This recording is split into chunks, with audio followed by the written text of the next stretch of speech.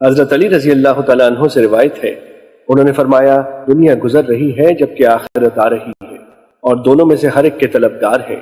تم آخرت کے طلبگار بنو اور دنیا کے طلبگار نہ بنو، کیونکہ آج عمل کا وقت ہے اور حساب نہیں، جبکہ کل حساب ہوگا اور عمل نہیں ہوگا۔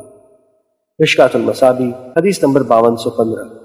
حضرت عبداللہ بن عمرو رضی اللہ تعالیٰ عنہ بیان کرتے ہیں، رسول اللہ صلی اللہ علیہ وسلم سے عرض کیا گیا کون سا آدمی سب سے بہتر ہے؟ آپ نے فرمایا ہر صاف دل راست گو۔ صحابہ نے عرض کیا ہم راست گو کے متعلق تو جانتے ہیں، صاف دل سے کیا مراد ہے؟ آپ صلی اللہ علیہ وسلم نے فرمایا وہ صاف و پاک جس پر کوئی گناہ ہے، نہ کوئی ظلم اور نہ ہی کوئی کینہ و حسد۔ مشکوٰۃ المصابیح حدیث نمبر 5221۔ حضرت عائشہ رضی اللہ تعالیٰ عنہ بیان کرتی ہیں، ہمارا ایک پردہ تھا جس میں پرندوں کی تصویریں تھیں۔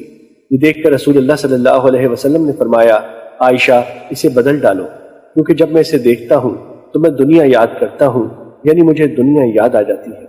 مشکوٰۃ المصابیح حدیث نمبر 5225۔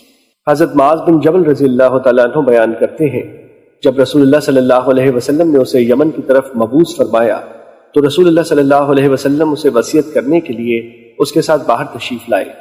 اس وقت حضرت معاذ سوار تھے، جبکہ رسول اللہ صلی اللہ علیہ وسلم اس کی سواری کے ساتھ ساتھ پیدل چل رہے تھے۔ جب آپ فارغ ہوئے تو فرمایا معاذ ممکن ہے کہ تم اس سال کے بعد مجھ سے ملاقات نہ کر سکو، شاید کہ تم میری مسجد اور میری قبر کے پاس سے گزرو۔ حضرت معاذ رسول اللہ صلی اللہ علیہ وسلم کی جدائی کی وجہ سے گھبرا کر رونے لگے۔ پھر آپ نے مدینے کی طرف رخ پھیر کر فرمایا متقی لوگ میری قرابت و شفاعت کے زیادہ حقدار ہیں، وہ جو بھی ہو اور جہاں بھی ہو۔ مشکوٰۃ المصابیح حدیث نمبر 5227۔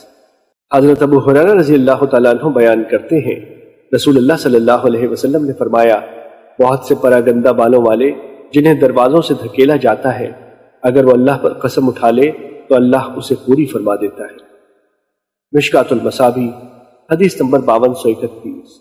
حضرت مصعب بن سعد بیان کرتے ہیں کہ حضرت سعد رضی اللہ تعالیٰ عنہ نے خیال کیا کہ اسے اپنے سے کم درجہ لوگوں پر سخاوت کرنے میں فضیلت و برتری حاصل ہے۔ رسول اللہ صلی اللہ علیہ وسلم نے فرمایا تمہارے کمزور لوگوں کی وجہ ہی سے تمہاری مدد کی جاتی ہے اور انہی کی وجہ سے تمہیں رزق دیا جاتا ہے۔ مشکوٰۃ المصابیح حدیث نمبر 5232۔